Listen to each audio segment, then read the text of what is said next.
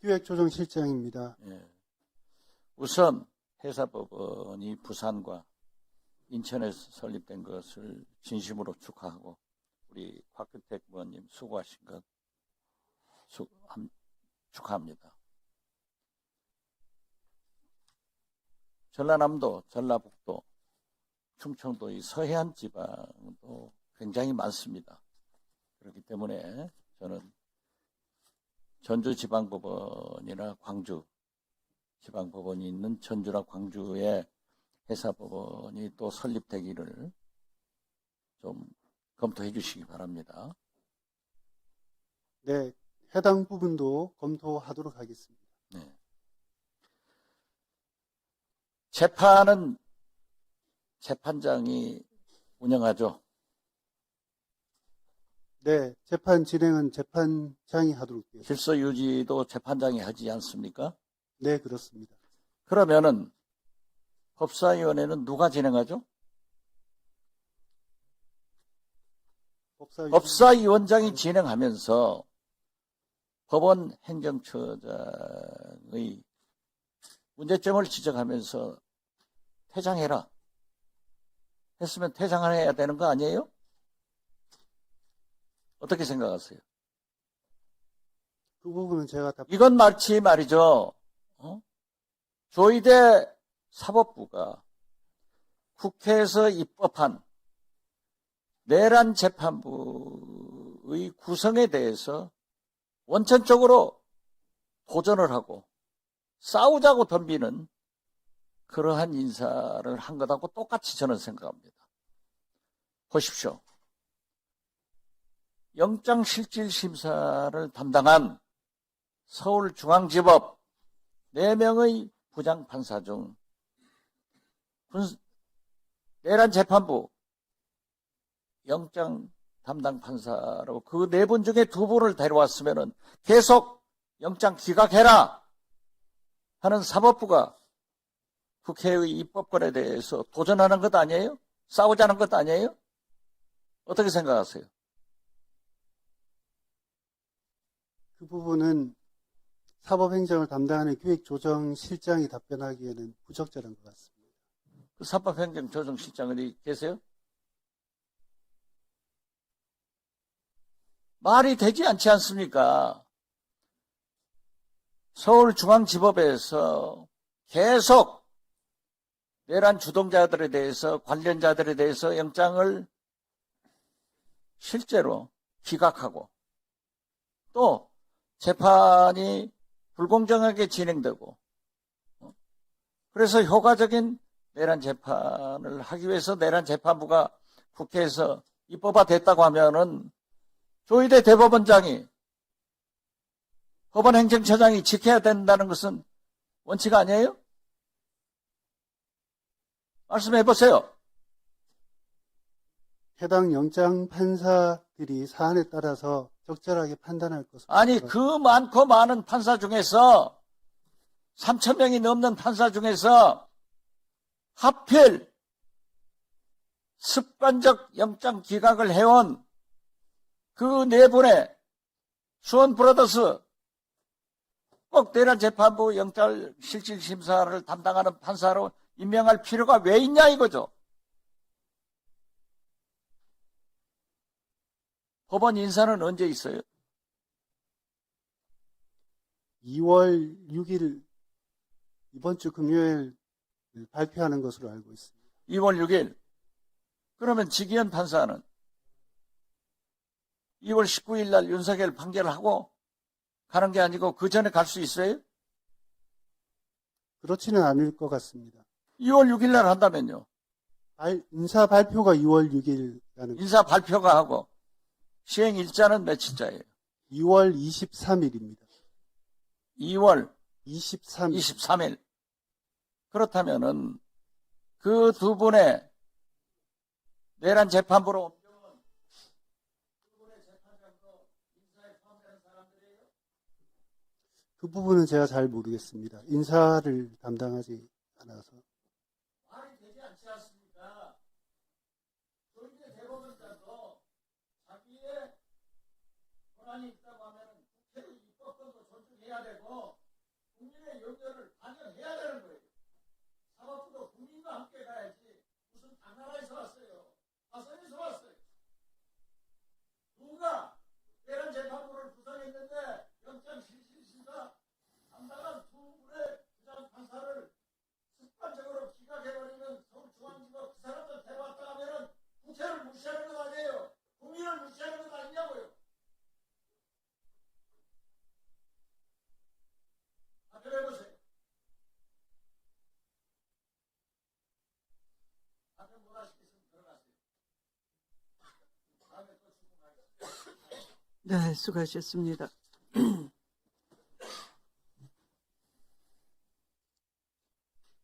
다음은 박은정 위원님 질의 순서입니다.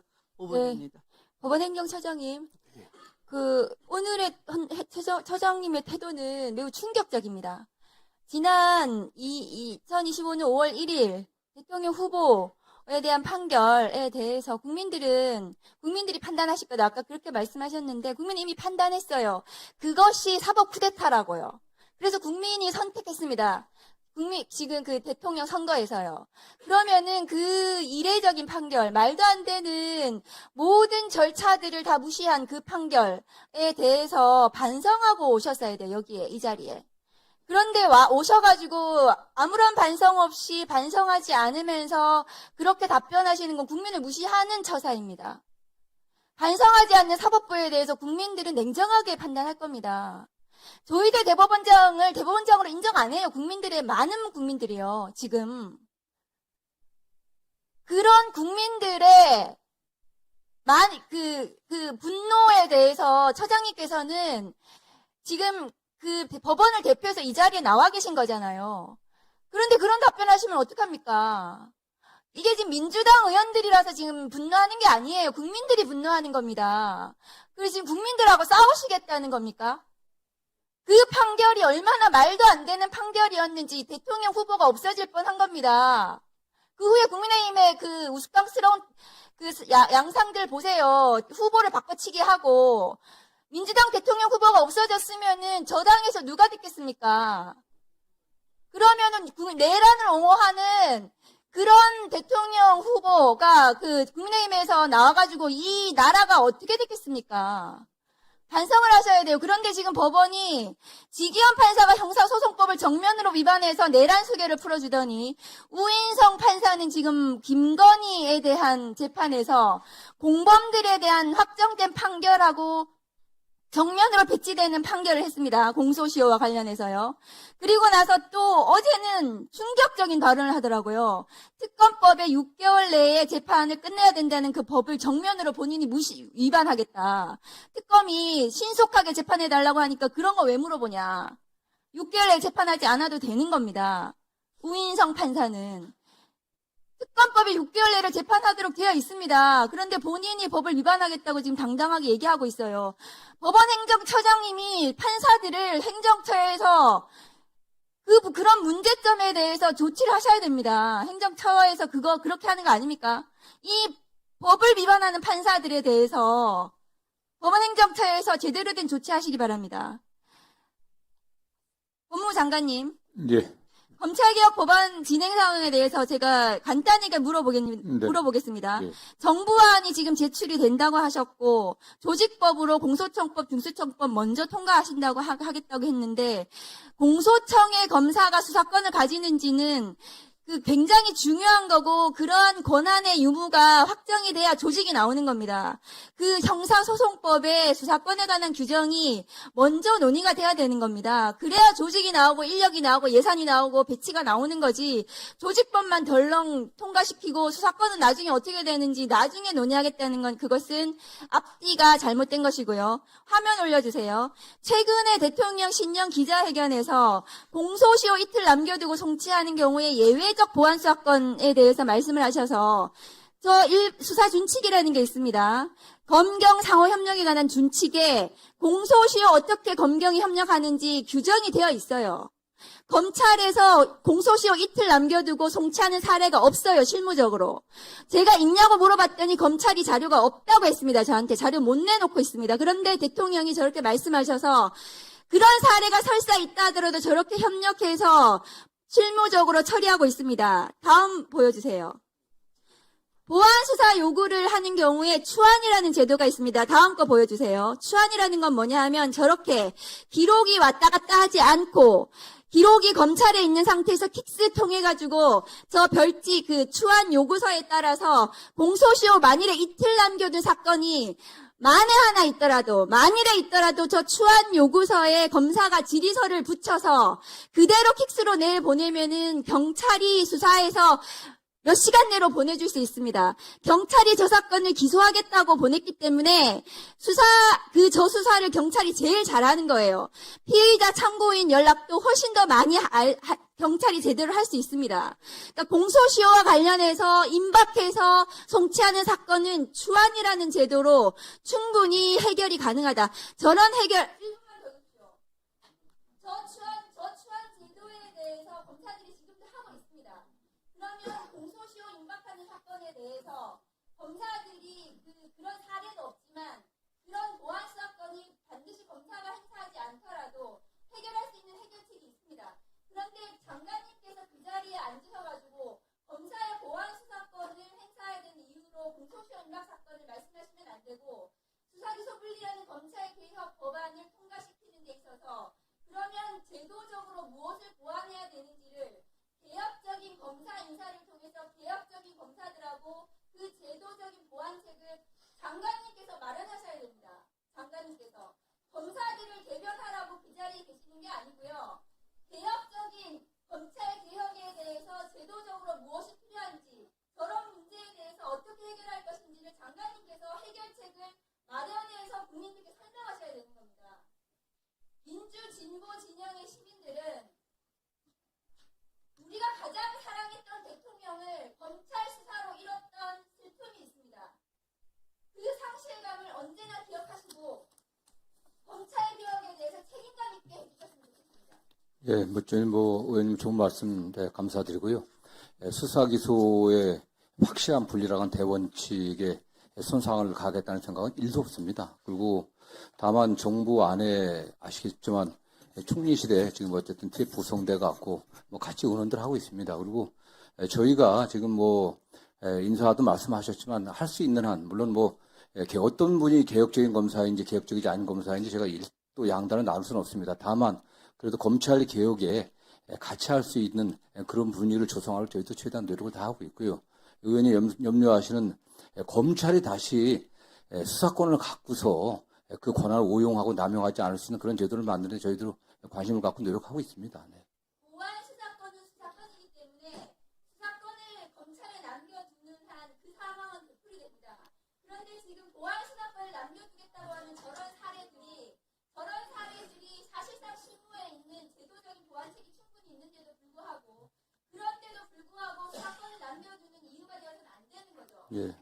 저런 해결책을 장관님께서 실무적으로 무엇이 시행되고 있는지를 찾아보시고 제도적으로 마련해가지고 그것을 국민들께 설명을 드리고 제도 관습을 마련하셔야 되는 겁니다. 예, 저희도 다양한 의견들을 준비해갖고 TF에 제출하고 있고요. 저는 보안 수사의 방점에 보완하는 점, 경찰 수사의 미진한 부분들, 그걸 어떻게 보완할 건지 저는 늘 그렇게 표현했습니다. 그래서 그 여러 형태가 있겠지만 의원님께서도 많은 또 의견을 주시고요. 저희도 그런 면에서 의원들 염려하시는 검찰이 다시 권한을 남용해갖고 할 수 있는 그런 상황이 오지 않게 또 최선을 다하도록 노력을 하겠습니다. 네. 그것이 보완이 될지 남용이 될지 알 수 없는 것이 수사권입니다. 네. 그 보완은 경찰을 통해서 보완 수사 요구를 통해서 충분히 가능합니다. 그렇게 가능한 제도적인 장치들을 장관님께서 마련해야 되는 것이 국민 주권 정부의 검찰 개혁을 하는 장관님의 역할입니다. 일단 저희들도 의견을 내고요. 일단 경찰이나 어쨌든 정부 안에서 여러 가지 또 교수들하고 자문단하고 같이 논의를 좀 더 진척시키도록 하겠습니다. 이상입니다.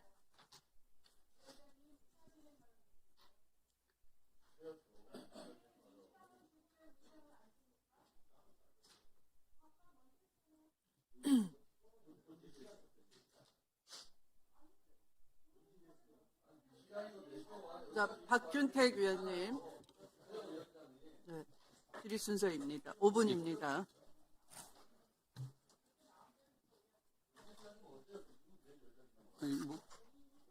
조용해 주시기 바랍니다. 예, 제가 네. 진행하겠습니다. 우리 행정처장님, 네. 그 대선 후보 선거법 위반 사건 재판할 때 8만 페이지 기록을 다 보았느냐라고 전현희 의원님이 질문했을 때 필요한 범위 내에서 봤다라고 말씀을 하셨습니다. 그 사건 기록들 복사해서 돌린 적이 없는 걸로 알고 있습니다. 그러면은 주심 대법관이었던 분이 필요한 범위 내에서 봤다라고 얘기할 때 다른 대법관들은 거의 보지 않고 재판을 했다는 뜻이 되는 것 같습니다. 그렇지는 않습니다. 그러면 다른 분들은 다 보셨습니까? 다 필요한 범위 내에서는 모든 대법관들이 다 본 걸로 알고 있습니다. 야당의 대선 후보의 출전 자격을 박탈하는 재판을 하면서 어떻게 그런 재판이 이루어질 수가 있고 특히 이틀 만에 결정이 될 수 있는지 그것은 아마 정상적인 시각을 가진 국민들은 이해를 못할 겁니다. 그리고 반대편에 앉아 계시는 의원님들 중에는 국회의원들은 법안 통과시킬 때 다 읽고서 하느냐라고 반문을 했습니다마는 자기가 대표로서 발의하는 법안은 당연히 읽고 관련된 자료들, 논문들, 현상들 다 연구가 해가면서 하지 법안을 안 읽고 통과시키지는 않는 것 같은데 어쨌든 주심 대법관이었던 분 입에서 필요한 범위 내에서 봤다라고 답이 나온다는 것은 저는 참 놀라운 부분인 것 같다는 생각이 듭니다. 행정처장으로 임명되실 때 이 문제가 제기될 거라는 것 생각을 못 해보셨습니까? 생각을 전혀 못한 거는 아니지만 이게 오늘 같은 이런 상황이 될 거라고는 생각은 못했어요. 근데 저는 이 사건에서 이번 사안에서 우리 처장님의 자격 문제보다도 더 걱정스러운 것은 왜 대법원은 국민의 눈치를 볼 생각이 없는 걸까라는 점입니다. 국민이 주권자라는 것을 인정한다고 한다면 최소한 재판은 또 독립이라고 할지라도 행정이라는 것은 그야말로 독립적으로 이루어지는 것이 아니고 국민의 눈높이에 맞게 이루어져야 하는 것 아니겠습니까? 이번에 내란 사건에 대한 영장전담 판사들 2명 임명하는 거 우리 박지원 의원님께서 질문하신 것처럼 왜 거기에 문제의 원인이 됐던 그 4명 중에 2명을 거기에 앉힐 수가 있는 것입니까? 그 4명의 판사들이 문제를 일으켰기 때문에 내란 전담 재판부 영장 전담 판사 제도가 도입이 된 건데 그 자리에 그 문제의 원인이 된 판사들 2명을 앉혔다라는 것 이것은 결국은 법원이 특히 대법원이 국민하고 기싸움을 하겠다는 얘기밖에 안 되는 것 같습니다. 어떻습니까? 저도 정확한 경위를 알지는 못합니다만 제가 아는 범위 내에서는 지금 2월 23일에 법관 정기 인사가 있습니다. 그때까지 임시적으로 담당할 이제 영장 전담 판사를 지정하는 문제에 있어서 기존에 그렇더라도 담당하던 4분 중에 아마 이렇게 그래도 이게 결정했 국민적으로 네. 그래도 이게 국민적인 분위기를 생각한다고 한다면 미리 그 법원에 위임돼 있을 법관들 중에서 적절한 인물들을 골랐던 것도 저는 방법이었을 것 같은데 어쨌든 법원은 국민의 어떤 시선보다는 내 편이 우리의 시각대로 한다는 그런 마인드를 가지고 있다는 것 이게 가장 큰 문제라는 생각을 해봅니다. 어쨌든 우리 처장님의 임명 문제나 영장 전담 판사의 임명 문제나 이런 것들이 어떤 사법개혁 논의를 더 촉발하는 문제가 될 거라는 점 여기에 대해서는 각오를 할 수밖에 없는 그런 부분이 있는 것 같습니다. 어쨌든 2월 23일 이후에 어떤 인사 이동이 있고 나면 영장 전담 재판부가 새로 구성이 될 거 아닙니까? 그때는 정말 수원 브라더스 법관 같은 사람들이 중앙지법 영장 전담 재판부나 내란 사건 영장 전담 법관으로 배치되는 일이 없도록 정말 각별히 유의 좀 해주셨으면 좋겠습니다. 그 내란 전담 재판부 특별법에 법관 사무분담위원회에서 아마 결정하게 돼 있는 걸로 알고 있습니다. 거기 절차에 그러니까 좀 제발 좀 정상적인 결정을 하도록 좀 분위기를 만들어 달라고 제가 말씀을 드리는 겁니다. 그리고 제가 이제 구속영장 심사에 국민들이 참여하는 그 법안을 발의를 했습니다. 영장에 대한 배심제도, 참심제도이겠죠. 이게 추진되는 일이 없도록 정말 정상적인 영장 심사가 이루어지기를 기대하겠습니다. 네, 수고하셨습니다. 저도 그까지는 정확하게 파악을 못했습니다. 근데 지금까지의 관례에 따르면 영장 전담법관은 1년 사무분담 1년 원칙을 지금 지키고 있는 모양입니다. 그러니까 1년이 되면 바꾸고, 그래서 지금 이제 기존에 계시는 분들은 2월 23일자에 바뀌는 것이 관례에 따른 것인 모양입니다. 이제 2월 하순이 되면 1년이 되는 모양입니다. 아닙니다. 1년 사무분담 원칙입니다.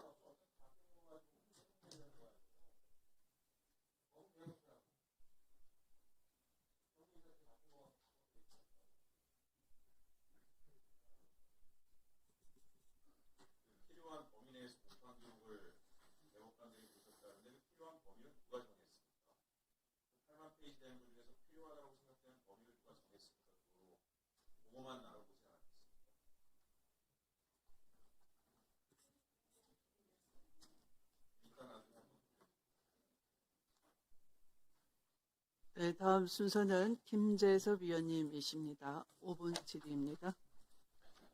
예, 법원행정처장님 축하드리고요. 첫날 고생 많으십니다.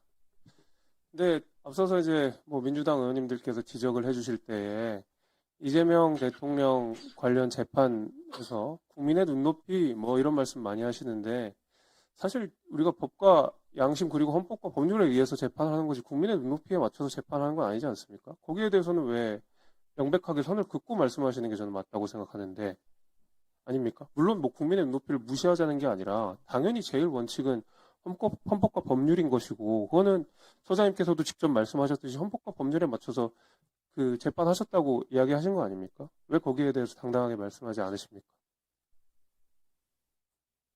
그리고 앞서서 뭐 의원님들이 뭐 7만 페이지, 8만 페이지 뭐 필요한 범위 이런 논란들이 좀 있는데 뭐 제가 다시 돌아가서 좀 말씀을 드려보겠습니다. 만약에 그 시간으로 다시 돌아가서 7만 페이지 꼼꼼하게 읽었다고 하면 재판의 결과 내용이 달라집니까? 상고심 재판은 법률심입니다. 그래서 사실관계에 대해서는 원칙적으로 판단하지 않을 뿐더러 이 사건은 1심과 2심의 사실 인정이 대차가 없습니다. 동일한 사실관계를 기초로 법리 판단이 달랐던 거기 때문에 어떤 법리 판단을 따르면 되느냐가 상고심의 심판 대상이었습니다. 그 범위 내에서 봤다는 거예요. 그럼 다시 돌아가서 7만 페이지를 꼼꼼하게 다 읽고 재판을 하신다고 하더라도 하나도 빠짐없이 모든 글자를 1.1획도 빠지지 않고 다 읽는다고 하더라도 재판 결과는 달라지지 않는다고 제가 이해해도 되겠습니까? 제가 뭐 가정적인 답변을 드리기는 좀 아니, 어려워요. 뭐 저는 그렇게 충분히 이해가 됩니다. 그러면 뭐가 문제입니까? 지금 절차상에서? 지금 파기환송심이 7만 페이지가 안 읽어서 그것이 재판 결과를 바꿀 수 있다라고 한다 그러면 저는 그건 문제가 될 수 있는데 소장님 말씀하신 대로 7만 페이지를 꼼꼼하게 다 읽어도 결과가 바뀌지 않고 거기에 대해서 판결을 내렸다 그러면 그게 지금 왜 문제가 되는 거야, 절차상으로? 재판을 빨리 하는 게 문제입니까? 문제가 됩니까? 그거 왜 말씀을 못 하십니까? 직접 주심으로 하셨는데. 문제가 됩니까, 그게? 아까 말씀드린 내용을 그대로 반복할 그러니까 저는 우리 법사위에서 재판 결과에 대해서 뭐 이렇쿵저렇쿵 이야기할 수 있지만 의원님들께서 이렇게 여전히 진행 중인 재판에 대해서 사실상 결과를 바꿀 수도 있을 법한 정도의 압박을 넣는 것은 저는 입법부로서는 해서는 안 되는 거라고 생각을 하고 뭐 조희대 사법부 이런 얘기를 하시지만 그 조희대 사법부에서 이재명 대통령에 대한 재판 중지도 결정한 거 아닙니까? 사실 저희도 그거 못마땅하게 그때 많이 이야기했거든요. 어떻게 고법 판사가 헌법 84조라고 하는 것을 인용해가지고 사상 초유의 사건을 이렇게 임의적으로 결정할 수 있느냐에 대해서 저희 불만 많거든요. 그건 조희대 사법부에서 이루어진 결정 아닙니까? 대답 한번 해주십시오. 예, 그거는 고등법원 재판부에서 결정한 것으로. 아니 그러니까요. 그게 조희대 사법부 안에 들어가 있지 않는 거냐고요. 마찬가지 아닙니까? 그거 가지고 우리가 지금 이 자리에는 없으신 분이겠지만 혹여 어떤 자리에 간다고 한들 우리가 그 사건을 가지고 그 자리에서 나가라 마라 이렇게 하진 않지 않습니까? 그건 사법부의 독립을 훼손하는 거 아닙니까? 행정처장이고 법원 행정의 수장으로서 법원의 독립성을 지키기 위해서라고 그러면 적어도 그 정도는 처장님께서도 말씀해 주시고 방어하시는 게 맞다고 저는 생각합니다. 그냥 물러서지 마시고요. 법원의 독립이라고 하는 건 굉장히 중요한 가치 아닙니까? 법사에서 어떻게 하든지 간에 어쨌든 재판관은 헌법과 법률에 의해서 재판하게 되어 있는 것이고 그걸 거기다 따랐다 그러면 그게 뭐가 문제입니까? 왜 거기에 대해서 대답을 제대로 안 하십니까? 저는 그게 답답해서 제가 말씀을 드리는 겁니다.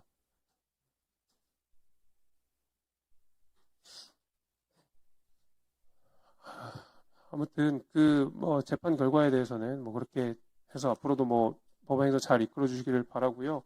말씀하신 대로 우리가 이제 얼마 있으면 법 왜곡죄가 또 본회의에 통과될 가능성이 있는데 앞서 차장님 말씀하신 대로 거기 우려 사항이 있다라고 말씀을 하시지 않았습니까? 그렇죠? 그러니까요. 아니 법 왜곡죄 따르면은 얼마든지 차장님도 지금 법 왜곡죄로 걸릴 수 있는 문제 아닙니까? 특정을 유리하게나 불리하게 할 수 있는 문제니까요. 그러니까 그 부분에 대해서도 좀 우리 법원행정처에서 잘 해준, 특히 이제 법무부에서 그 점은 아직 우리가 본회의가 안 됐으니까 그 부분은 좀 우리가 국회랑 좀 상의를 하셔서 그 부분만큼 좀 밀어주시는 게 맞지 않나 저는 이렇게 생각합니다. 그래서 제가 드리고 싶은 말씀은 그거고요. 첫날부터 고생은 많으신데 사법부의 독립은 민주주의의 근간입니다. 그거 잘 지켜주시기를 부탁드립니다. 이상합니다.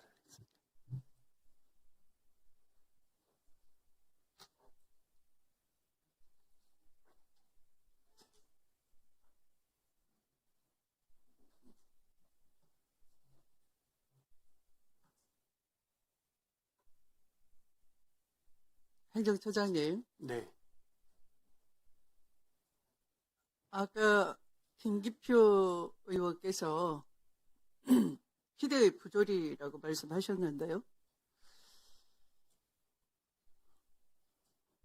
제가 도저히 행정처장님과 함께 이 논의하는 자리를 가지기가 어렵다라는 생각이 그 순간에 들었습니다.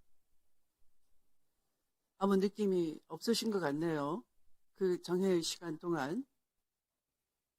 적어도 다시 그 자리에 앉으시려면 왜 그러한지, 왜 그런 발언을 들었어야 했는지 반성이 있었어야 되는 겁니다.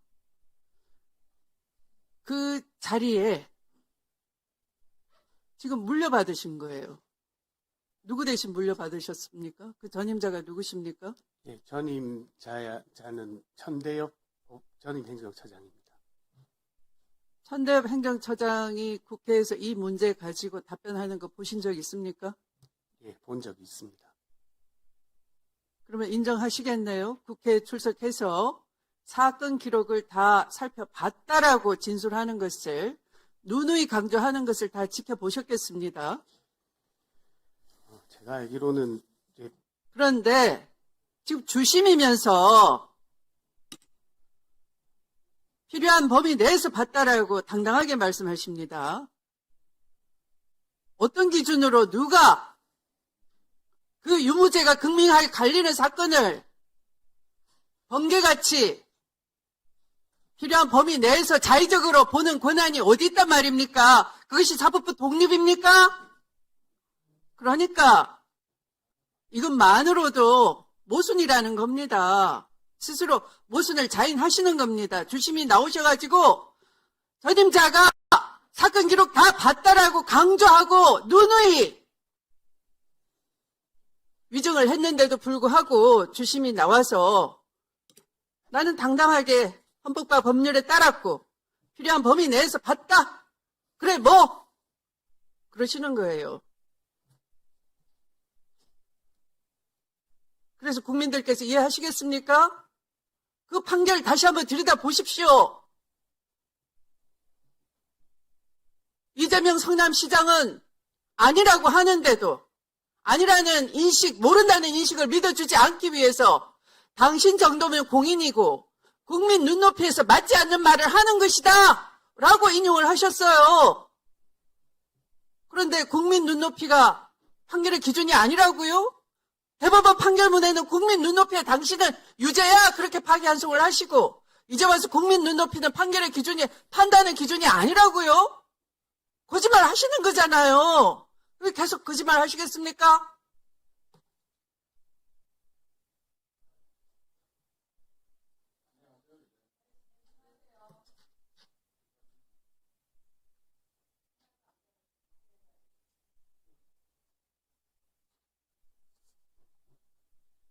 답변 한번 해보십시오.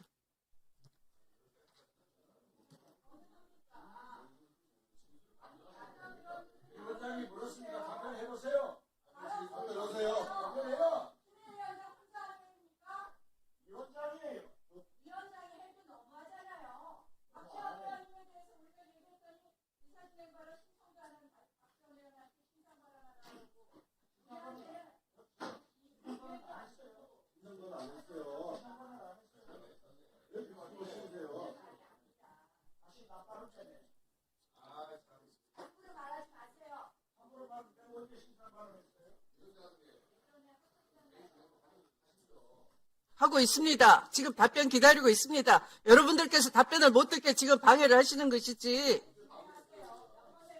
조용히 하세요. 답변하십시오. 예, 위원장님 우려와 걱정을 저도 공감합니다. 조금 전에 이제 그 판결의 기준이 국민의 눈높이가 아니라고 제가 거짓말을 했다고 말씀하시는 것에 대해서 그래도 제가 말씀을 드려야 될 것 같은데 제가 그런 말씀을 드린 적은 없습니다.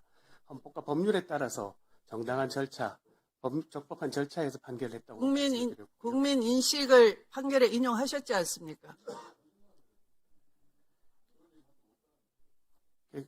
그거는 그냥 국민 인식이라는 게 국민 눈높이 아닙니까? 그러니까 기록을 제대로 안 봤다 이 말씀이에요.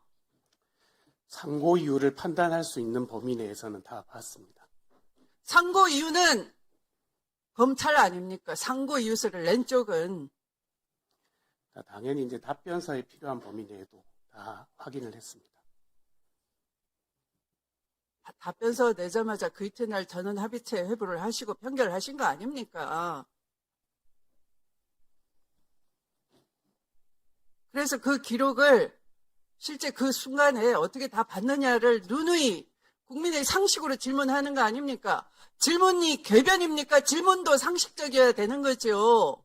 근데 그 지극히 상식적인 질문에 명쾌한 답변이 없었던 거예요. 그리고 마침내 주심이 나오신 겁니다. 보무도 당당히. 그러니까 국민과 맞짱을 뜨자는 거냐라고 하시는 겁니다. 위원님들께서.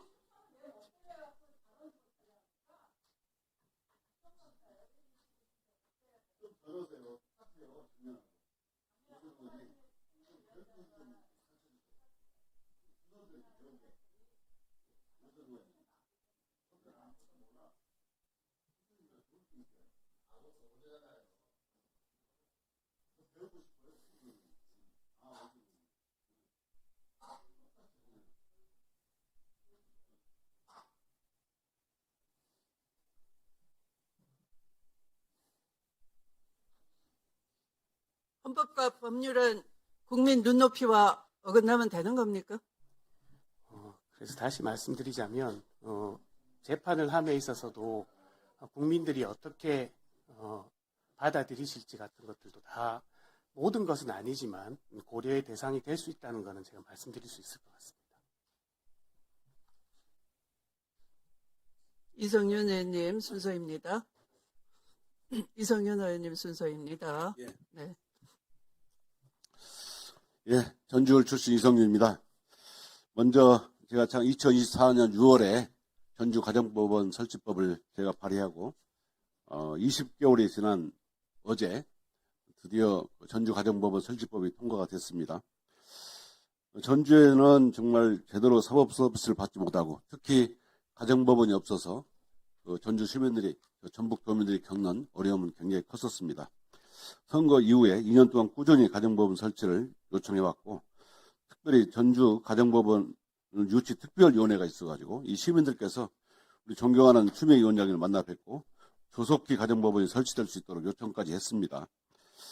그 결과 위원장님 그리고 우리 일소의 간사님께서 적극 협조해 주셔서 어제 법안 일소위 통과를 했고 드디어 이제 전주 시민과 전북 도민들께서 바라는 가정법원 설치 소식을 들려드릴 수 있어서 참으로 감개무량합니다.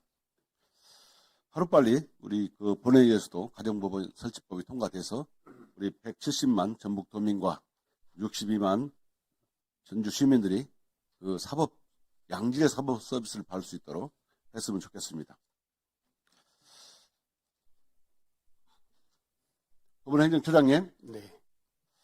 정말 실망입니다. 저는 처장님이 처음 나와가지고 제가 5월 1일 조희대 파기환송 판결의 주심으로서 국민들께 송구하다라고 말할 줄 알았어요. 말 끝마다 헌법과 법률에 따라 재판을 했다. 그래서 꺼리낌이 없다 말씀하시는데, 처장님, 헌법 103조가 어떻게 되는지 아십니까? 말씀해 보세요. 말씀해 보세요. 헌법 규정을 외우고 있지는 못해 찾아보겠습니다. 뭘 찾습니까? 법관은 헌법과 법률에 따라서, 법률에 의해 그 양심에 따라 재판한다. 이렇게 돼 있어요. 심판한다. 중요한 것은 그 양심입니다. 양심. 예? 법관들이 가장 부끄러운 판결로 꼽는 것이 뭔지 아십니까? 인혁당 사건입니다. 인혁당 사건. 1975년 4월 8일 날 수천 페이지에 달하는 사건을 대법원에서 한 하루 만에 선고를 하고 그 다음날 8명을 사형 집행을 해요. 아십니까? 이 사건 들어본 적이 있습니다. 그 판결도 헌법과 법률에 따라서 한 것입니까? 아닙니까? 제가 담당했던 사건이 아니라서 말씀드리긴 어려울 것 같습니다. 아니, 그것도 답변을 못해요? 1975년 4월 8일 인혁당 사건 판결도 헌법과 법률에 따른 판결입니까? 아닙니까? 담당한 사건이 아니라 모른다고요? 그런 태도가 문제입니다. 처장님께서 취임식에 말하겠습니까? 사법불신의 원인을 찾아가지고 반성해야 된다 했죠? 사법불신의 원인이 뭡니까? 아직도 못 찾았어요? 사법불신의 원인은 바로 조희대 대법원장입니다. 오늘 보니까 처장님을 임명한 이유가 설명이 돼요. 조희대는 5월 1일에 사법구태타를 일으켰고 그 사법구태타를 국민들이 내란을 일으킨 걸 본 겁니다. 그러니까 처장님을 사법구태타 주심으로 임명했고 그 주심을 다시 법원행정처 보내서 내란 중요인물 종사자로 임명한 거예요. 그러니까 말씀 못 들은 것이에요. 양심에 따라 했다고. 부끄러운지 아십시오. 왜냐하면요. 판결이라는 게 국민들 눈높이라고 말씀하시는데 양심에 따라 해야 됩니다. 예?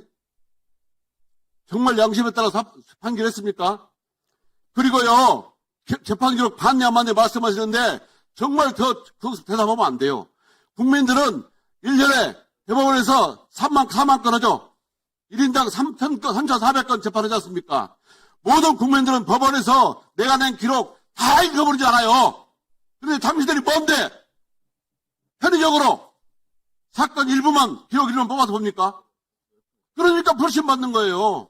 국민들한테는 기록을 다 본다고 해야 돼요. 그리고 다 봐야 맞고. 국민들은 뭡니까?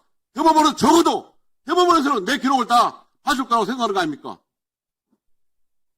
조희대도 법원에 국민에게 도전했고 법원행정처장으로 바로 주심을 임명해가지고 법원에 국민께 도전했고 또 우리 박지원 의원님 말씀하신 것처럼 영장판사 2명을 그 기각을 만연 영장판사 2명을 또 내란 현안재판부 영장판사로 임명해서 국민께 도전했어요.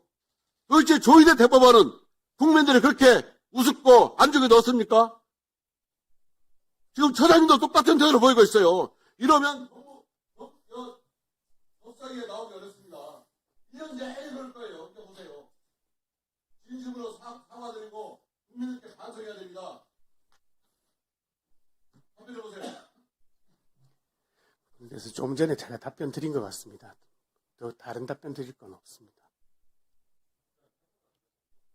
앞으로 계속 물어보겠습니다. 끝까지 물어볼 거예요. 보세요. 국민들이 오늘 처장이 나온다니까 답변을 기다리고 있어요. 어떻게 답변할 것인지. 국민들은 조희대 내란 사법구태타를 보고 있고 처장님은 내란 중요인물 종사자예요. 저것도 반대로 들릴까요? 반대로 찍으라고. 답변을 좀 성실하게 진지하게 해주시기 바랍니다.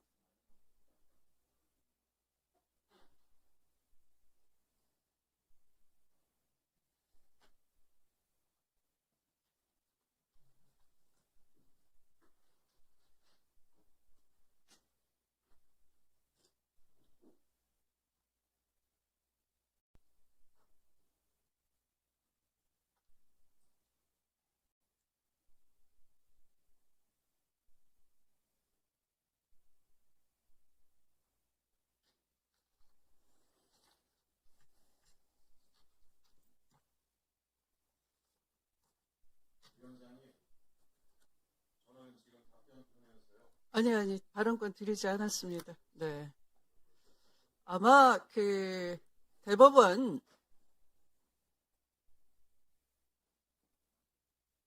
국정감사에서 이 문제가 가장 뜨거웠습니다. 기록을 받는지 안 받는지가 온 국민의 관심사였습니다. 그냥 의원들의 반복된 질문이 아니에요.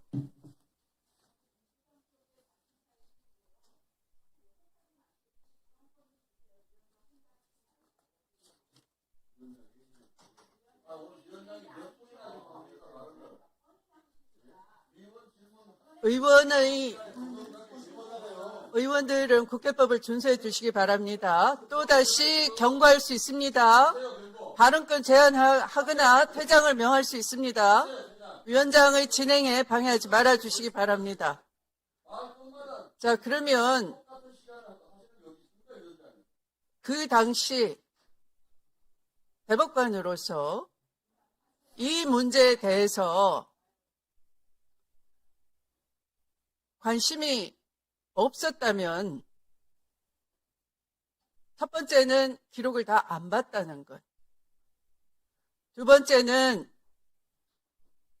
후에 심리가 생략됐거나 전원합의체 회부할 수 있는 여러 가지 사유가 있는데 그 사유에 해당되지 않는다는 것에 대한 회부권의 남용이 지적됐습니다. 두 번째는 전원합의 기일이 10일 전 지정하도록 돼 있는 내부 규정도 어겼습니다. 기일 지정 운영 원칙 및 관행을 다 파괴했습니다. 재판연구관 보고 생략 의혹도 제기됐었습니다. 사건을 접수해서 이 해당된 데 올리면 그것을 공문으로 기록이 어디 있는지 기록의 소재를 명확하게 관리하게 돼 있는데도 불구하고 그에 관한 사건 기록 관련 공문서가 허위로 작성된 것을 국정감사에서 제가 발견했습니다. 여기에 대해서 뚜렷한 답변을 그 누구로부터도 듣지를 못한 채 다시 주인공이 등장을 하셨어요. 어떻게 해야 되겠습니까?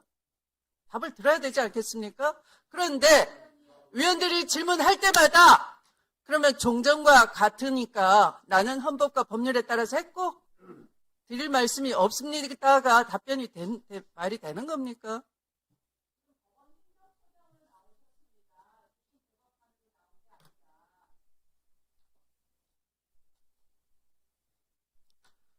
지난번 법원 행정처장은 본인 일이 아닌 거로 일반적으로는 이렇게 합니다. 일반적으로는 그렇습니다. 일반론을 얘기하셨어요. 그게 깨진 겁니다. 왜? 본인이 나왔기 때문에 일반론이 이제 일반론으로 피할 수가 없게 된 거예요. 국민의 궁금증에 답변을 하셔야 되는 겁니다. 아니면 사법부가 파탄나는 겁니다. 신뢰가 없기 때문에, 신뢰가 무너졌기 때문에. 신뢰 위에 사법부가 있는 것이지 신뢰를 스스로 허물어버리고 무슨 사법 독립이 있는 것입니까?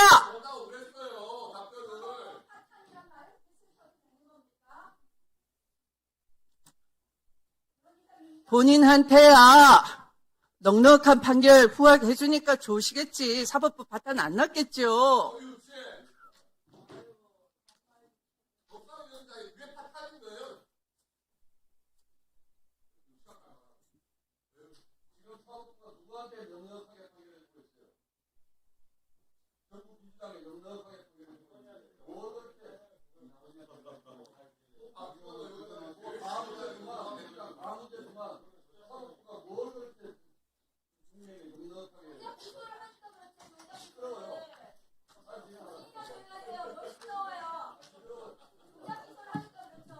조작 기소와 한편이니까 모르는 거예요, 사실. 사법부는 수사를 해야 한다. 수사를 필요한 범위를 누가 어떻게 정했는지, 결과를 조작하려고 했는지. 자, 그러면 나경원 의원 질의 순서입니다. 하세요. 잘 해보세요. 그 위원장은 제발 편파 진행 좀 하지 마십시오. 왜 우리 기대하십니까? 법사위가 허위사실 제조기가 자, 시간 갑니다. 동료 의원한테 시간 허위사실을 갑니다. 내도 신상 발언도 못하게 하고 위원장은 이런 편파 진행 좀 하지 마십시오. 수준 미달입니다. 수준 미달. 자, 오늘 민주당 의원들이 하루 종일 한 것은 사법부 압박입니다. 범죄자 대통령 이재명 대통령 만들어준 게 사법부입니다. 말 삼가세요. 무슨 말을 삼가합니까? 사법부가 잘못한 거 있습니다. 선거법은 633 원칙으로 판결받은 나경원 1년 안에 의원은 뭐예요, 그럼? 조용히 하세요. 개발원권입니다. 조용히 시켜주세요. 633 원칙을 지키지 않고 선거법 재판을 오래 진행했기 때문입니다. 자, 두 번째 정리하도록 뭐 하겠습니다. 했습니까? 두 번째 뭐 했습니까? 뭘 또 정했습니까?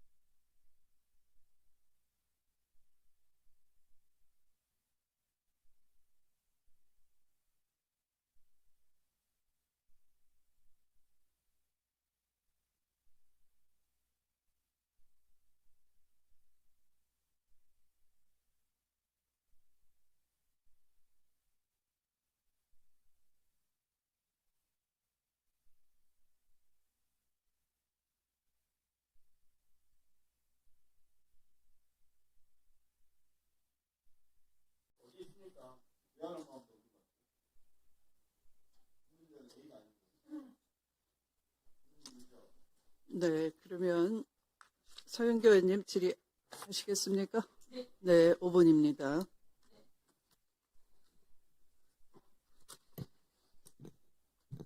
전 박영재 대법관님 잘 오셨어요.